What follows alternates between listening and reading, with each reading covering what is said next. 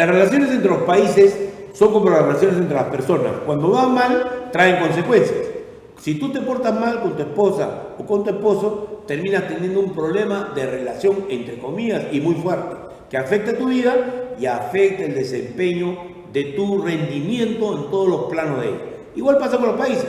Cuando los países se divorcian o se enfrentan, se producen varios problemas que tienen también que ver con relaciones malas, como es, se funden las relaciones económicas como nos ha pasado con Venezuela, por ejemplo, o se malogran las relaciones limítrofes, como nos ha pasado muchas veces a lo largo de la historia con Ecuador, con Chile, con los países vecinos. Es decir, hay que cuidar que las relaciones sean productivas, mutuamente beneficiosas y sean relaciones equilibradas. Para eso existe un producto que se llama los diplomáticos, que son seres humanos entrenados, así como hay soldados para la guerra, estos están entrenados para armar la paz. Y si no es la paz, por lo menos una buena componente que evite la guerra. Y esa es la lógica con la cual quiero conversar hoy día con Elena Ruiz Caro y pedirle que nos informe de muchos aspectos de la realidad latinoamericana. Buenas tardes, ¿cómo estás? Buenas tardes, Julio. Muchas gracias. Las relaciones diplomáticas, bueno, lo he puesto en lenguaje de plana para que todo el mundo entienda, sí crean problemas con los países, ¿no? Por ejemplo, el Perú tiene la pérdida de grandes territorios por efectos a veces de la mala diplomacia. No de la maldad de los demás países, ¿eh? Porque la maldad no existe en este terreno, sino el descuido y la falta de liderazgo o la debilidad de un país lleva a que uno pierda territorio. Y hemos perdido mucho territorio, a mano de Colombia, en la guerra con Chile, a mano de Brasil, pero no es poco, grandes trozotes de nuestro territorio. Entonces la pregunta es, ¿qué es lo que permite que un país pueda conservar su territorio, conservar su potencia, ser un país fuerte? Bueno, yo me imagino que yo no soy diplomática, soy analista de relaciones internacionales. Es una ventaja, porque los diplomáticos me darían una respuesta elíptica, así que...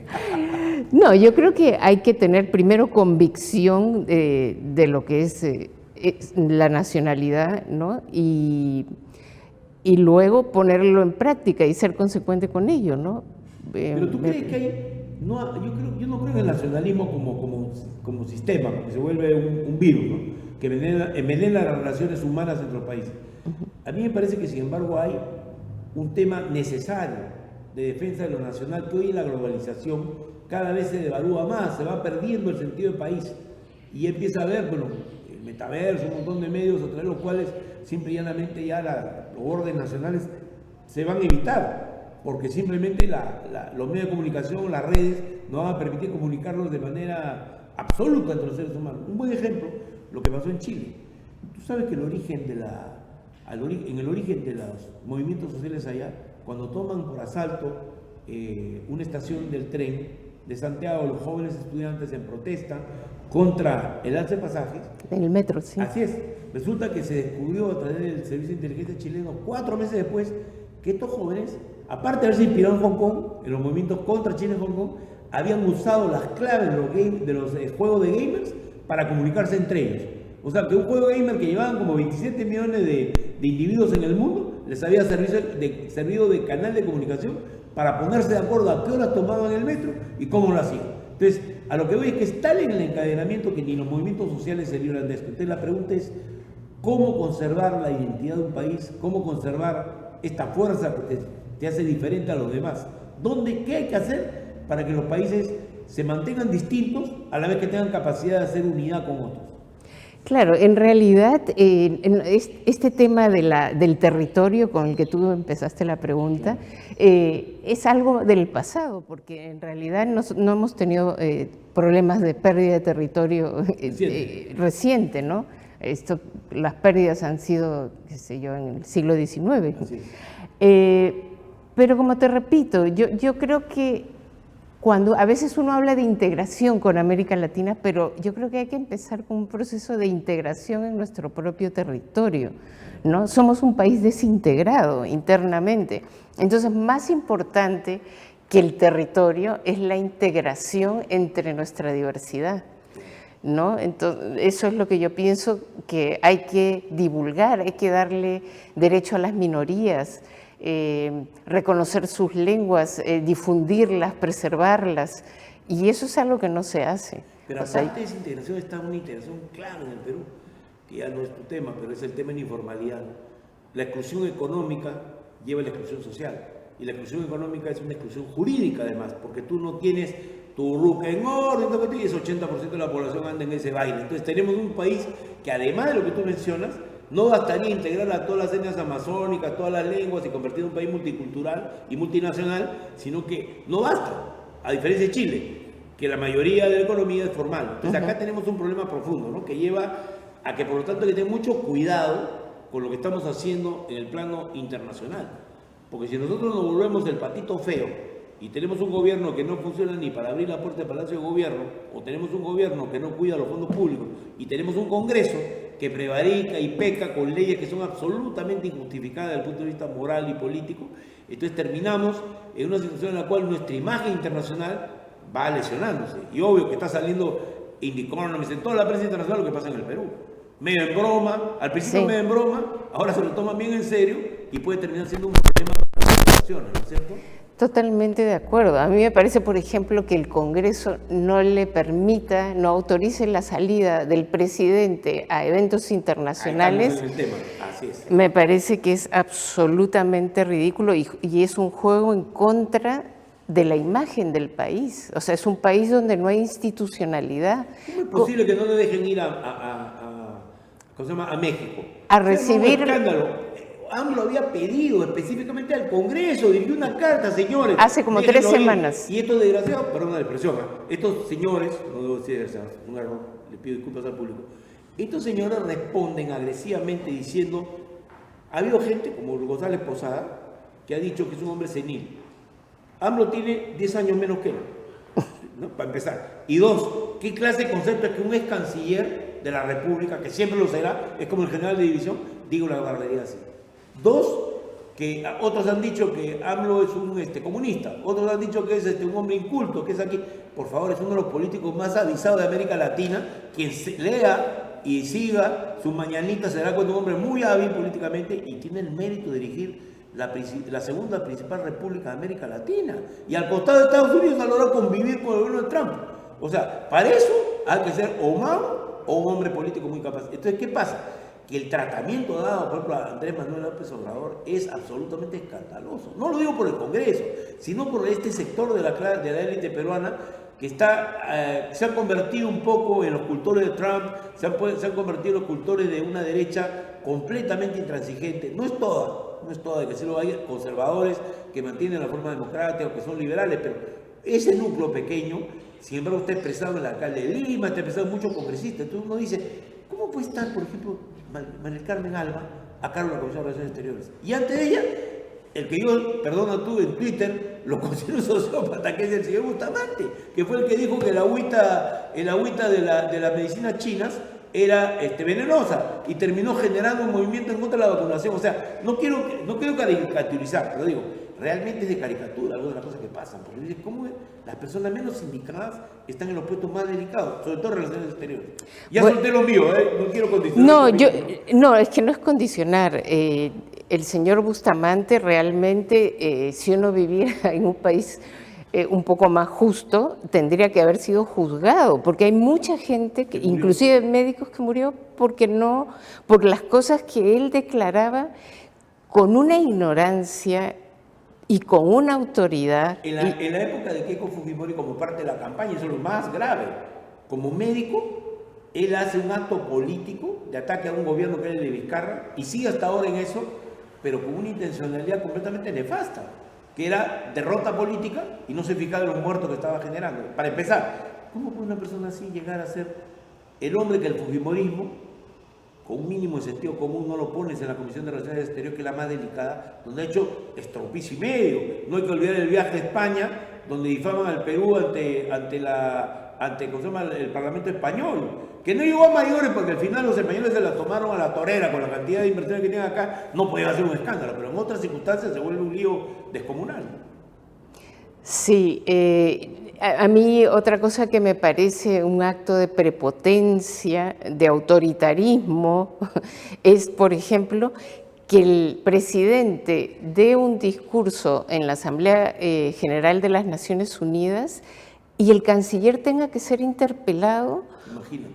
Porque apoyaron la causa de las Malvinas, porque se defendió el restablecimiento de relaciones Saharaui, diplomáticas. Que le dijeron que eran 40 carpas, ¿te acuerdas? O sea, eso me parece además no solo la presidenta, sino los miembros, este señor Montoya, no, hay otro señor ex marino, bueno, bueno, las cosas que se preguntan es como que si uno es miembro de una comisión tiene que ilustrarse un poco más. Se expresa, me parece. Nunca en mi vida periodística he escrito un artículo tan violento y tan duro como uno sobre el señor Tudela respecto a la acusación constitucional sobre traición a la patria, que afecta a otras relaciones con otro país. ¿Por qué? Porque yo no objeto que políticamente hagan lo que te parezca, pero a mí me parece inconcebible que ellos hayan hecho cosas como decir, han estado usando el hecho como que Evo Morales estaría presente en el sur del Perú nuevamente con su gente para armar una revolución étnica que haga que los aymaras del Perú y los quechuas del sur se vayan toditos con Bolivia. Un absurdo, ¿no? Entonces, ese tipo de cosas van acompañando este documento en el cual se busca calificar de traidor a la patria a un presidente de la República que justamente ha sido entrevistado, una trampa que le hizo CNN, a que ha sido claramente el señor Rincón, amarrado con esta gente. Entonces termina metido en una entrevista que se divulga y se utiliza como una arma de guerra contra él, que es lo que se llama el media fair. Junto con el lawfare tenemos el media fair, que es la guerra usando los medios. Entonces, no es que sea tan apasionado, pero la verdad que ya apasiona y lo pone a uno en el peor ánimo ver este tipo de cosas. Bueno, pero no es casualidad y a mí me parece que ha sido un fallo justo, una sentencia justa del Tribunal Constitucional, por unanimidad. El que defendió, uno estaba de licencia, 6 votaron a favor de la sentencia.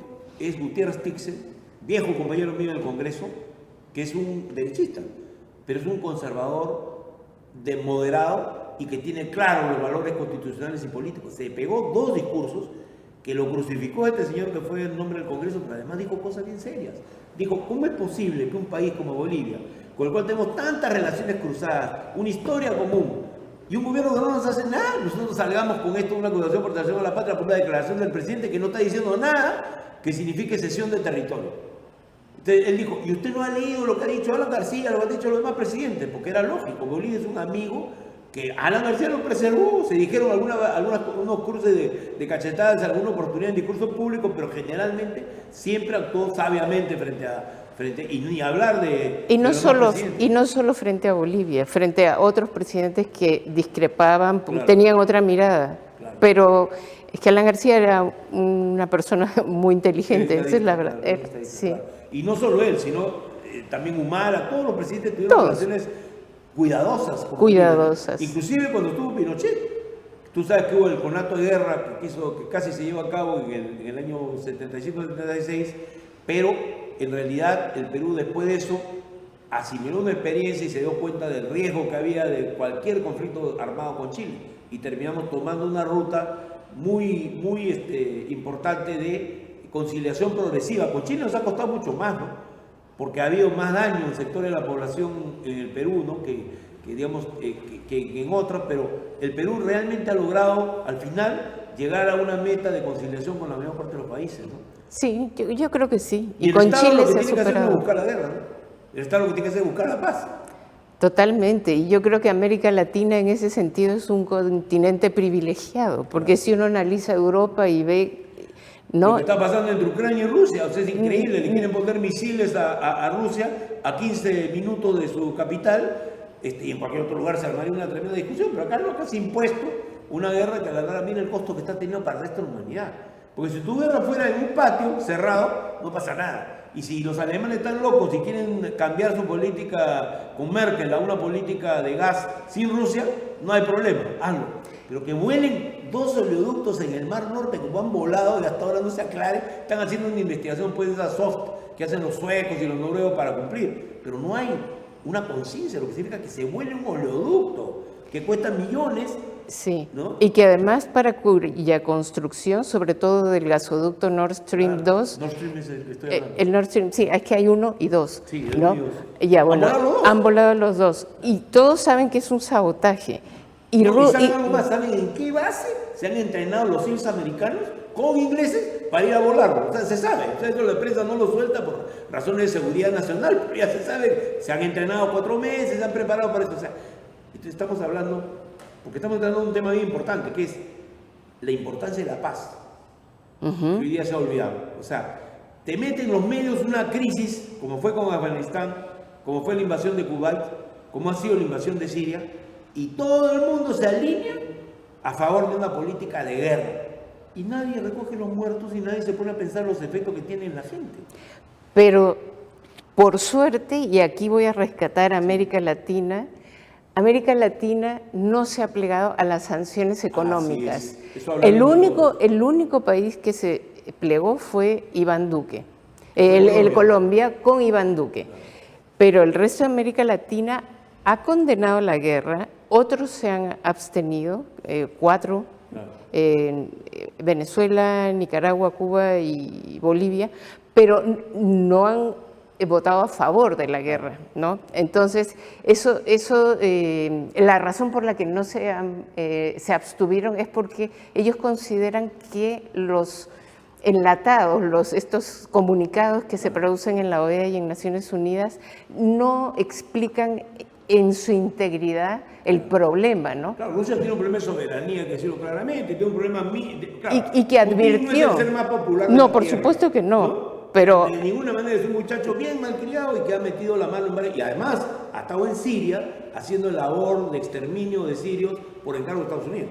No hay que olvidar también las cosas que se han cocinado en varias de las guerras del mundo. Pero, digamos, no siendo popular, siendo un gobierno semidictatorial, sin embargo es una república que tiene derecho a existir y es un país que no puede ser tratado como está siendo tratado. O sea, y es verdad que la invasión de Ucrania es una pésima campaña de relaciones públicas, ¿no? No, cualquier invasión, porque es una invasión, es condenable, pero hay que entender las razones, hay que ver los precedentes, ¿no? Rusia es como lo que hace Estados Unidos ahora, que desfila, crea AUKUS, este tratado entre el Reino Unido, Australia y Estados Unidos, bueno, para vender submarinos nucleares a Australia, se pasean por el mar de China, por el estrecho de Taiwán. China le dice, eso es una agresión, va Pelosi a Taiwán.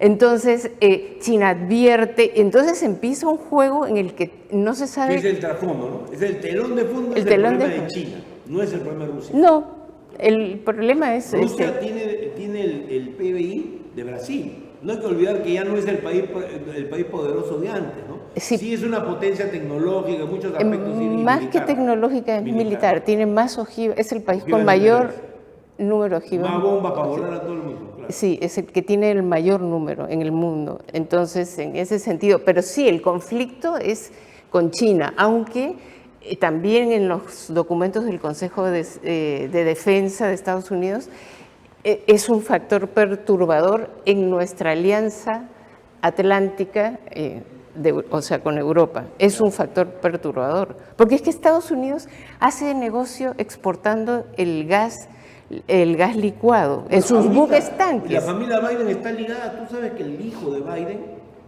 que es un discutido personaje allá, Hunter Biden, 10 años, él ha sido apoderado y gerente de la empresa de gas de Ucrania. Yo no quiero construir una historia de conspiración, pero es decir, teniendo ese lazo, además, lo que ha pasado inmediatamente, volaron las tuberías, ha sido que por Polonia han empezado a suministrar gas norteamericano, precisamente las empresas norteamericanas que estaban detrás del negocio. O sea, estamos de un giro que incluso no les ha gustado nada a los árabes, ¿no?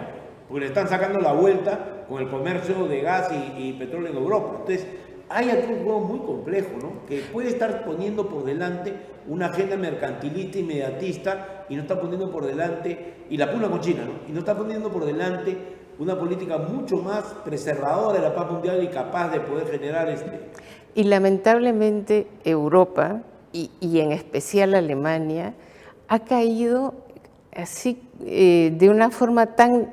Yo no la puedo entender, naif, inaceptable. Merkel jamás hubiera aceptado una situación como la que hay. Es decir, hubiera aceptado de repente la bronca con Ucrania, la bronca contra Rusia, todo, pero no hubiera llegado a los extremos que se llevó. No al extremo.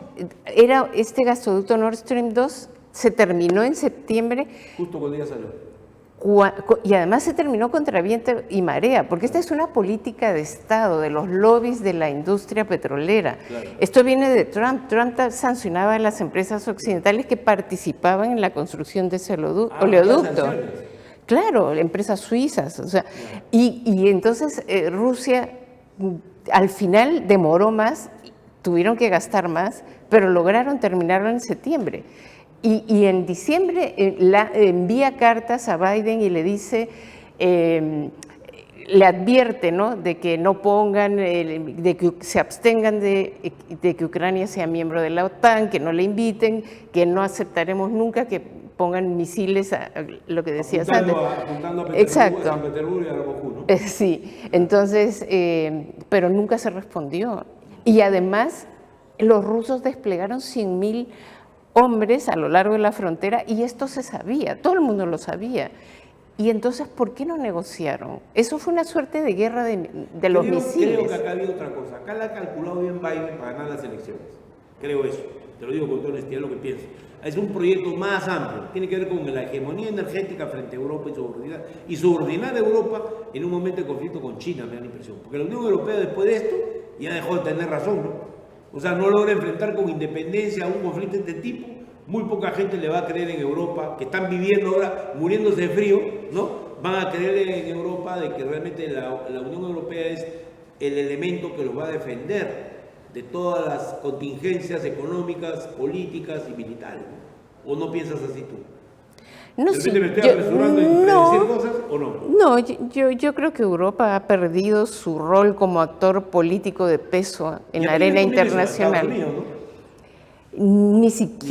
Ni siquiera, porque es su aliado y ha aplastado a su aliado, ha debilitado a su aliado, lo ha sumido en una crisis económica tremenda. España está en una crisis descomunal. No, y Alemania. Había desempleo tremendo por el COVID y ahora el desempleo ha vuelto a la carga, con lo cual tú creas un desastre. O sea, Europa es un país, un sitio donde, por ejemplo, hay un gran desempleo juvenil, por el avance tecnológico, por la inteligencia artificial, por los robots, por mil cosas. Y encima tú le metes una crisis de tipo, por favor, o sea, estás creando una bomba de tiempo, ¿no?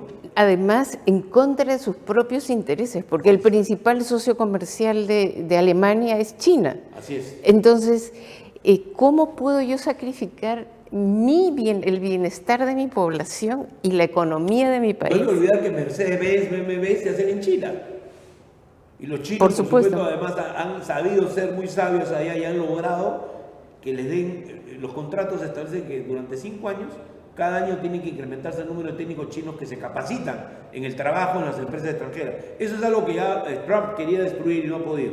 Entonces, eso permitió que haya una masa crítica de técnicos e ingenieros chinos que ya manejan prácticamente todas las tecnologías posibles de auto, hasta los autos eléctricos. Y China está a la vanguardia en los autos, en los vehículos de transporte masivo eléctricos, sí. Entonces, estamos hablando acá de que se van a retroceder procesos, etc. China tampoco pues, es de mi simpatía muy íntima en cuanto a su manejo político, pero sí es cierto que tiene el derecho a existir, y no solo existir, a expandirse, si lo hace de manera pacífica. ¿El Perú tiene alguna queja contra China, por ejemplo, por su presencia acá? Yo creo que si hay quejas, por ejemplo, hay muchos analistas, yo he leído artículos que se critican que el impacto ambiental de sus proyectos, el poco cuidado que tienen. Sobre todo en el África, ¿no? Y acá también hay gente que lo critica. Pero yo digo... Un capitalismo salvaje, digamos, ¿no? Pero ¿de quién es la responsabilidad? Del Estado. Ejemplo, o sea, es un Estado que no controla. Entonces, que no se hiciera, por ejemplo, el gasoducto del sur, el de las Bambas, es culpa del Estado peruano, que permitió que ellos construyan, pero ellos dijeron, me ahorro 300 millones de soles, le hicieron dólares, le hicieron caso a los ingenieros peruanos y a los que los aconsejaron, que siempre son pues, los felipillos que hay en esta cosa, y dieron el pésimo consejo de que eviten esto, lo hacemos por carretera, y ahí está el desastre. Entonces, estamos en realidad, claro, hay una pugna natural por las inversiones de cualquier país, porque se trata de imponer interés nacional, pero en realidad China no es un socio incómodo para el Perú. No, porque no es injerencista en la política, es que no les importa. Claro. Negocian con Arabia Saudita, negocian... En eso sí son coherentes, claro. No tienen injerencia, no están... Y no le pagan a ningún partido, que es lo que están diciendo acá los conservadores, no le pagan a ningún partido para que se meta. Ellos no son como Cuba, que ya dejó también eso, pero en una época Cuba se metía por todas las ventanas. Acá no. Los chinos son otras, digamos, respetan los acuerdos. ¿Qué gana el Perú peleándose ahorita con la segunda potencia mundial? No, lo que tiene que tener es un Estado fuerte que defienda y un organismo supervisor ambiental. Que los multes, chinos, coreanos, rusos, lo que sea. Lo que sea. Al que te esté Exacto. contaminando. Exacto, norteamericano, lo que sea. No hemos hablado de la OEA, pero quiero que me lo cuentes en un minuto. Porque está muy interesante la conversación, creo, ¿no?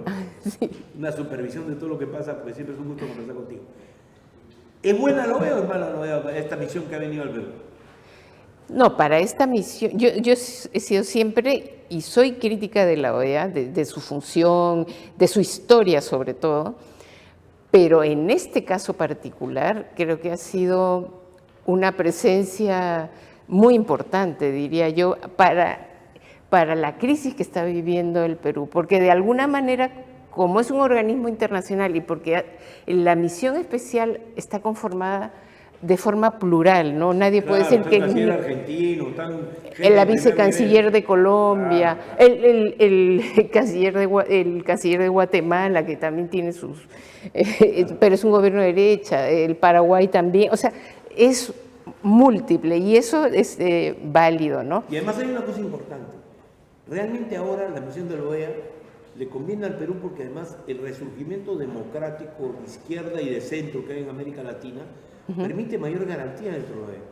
Ah, claro, eso porque... es muy importante. Y no por supuesto. A Piñera, a Duque, a todos los que estaban, digamos, siguiendo a Estados Unidos, sino hay una buena cantidad de diplomacias que están a favor del Perú y eso ayuda, Xiomara Castro, ayuda al proceso, ¿no? Xiomara Castro, el mexicano, AMLO, entonces... Claro, Xiomara Castro también en Honduras, claro. Claro, en Honduras. Entonces, sí, yo pienso que ha tenido un rol importantísimo en estos 2 Además, días. han cambiado su guión, porque estaban súper agresivos con su palo y un montón de cosas, por un lado a la derecha. El gobierno, tú sabes que hay gente muy torpe ahí, pues, ¿no? O sea, el manejo a veces no es el mejor, porque han metido patadas que no debían meter, han dicho cosas que no debían haber hecho, pero durante la presencia de la OEA todos están calmaditos. Esto pareció un desfile de monaguillos al hotel, Suizo Hotel, ¿no? No quiero ni puedo hablar más porque estamos hablando de un tema que merece otra entrevista, pero yo te agradezco mucho tu presencia hoy día. No. Ariel, y discúlpame porque nos hemos ido por la vuelta que da el mundo y no nos hemos fijado en el tema original, pero creo que ha sido muy interesante. Por lo menos para mí sí. Bueno. Creo que sí. para el público también. Amigos, agradecemos la presencia de Ariela Ruiz Caro, una extraordinaria analista internacional, economista, con gran trayectoria en el sector internacional y con quien hemos hablado bien claro y muy directo sobre los grandes temas de América Latina y del mundo que hoy día preocupan a la mayor parte de los países. Volvemos con ustedes en la próxima edición de Sin Flor.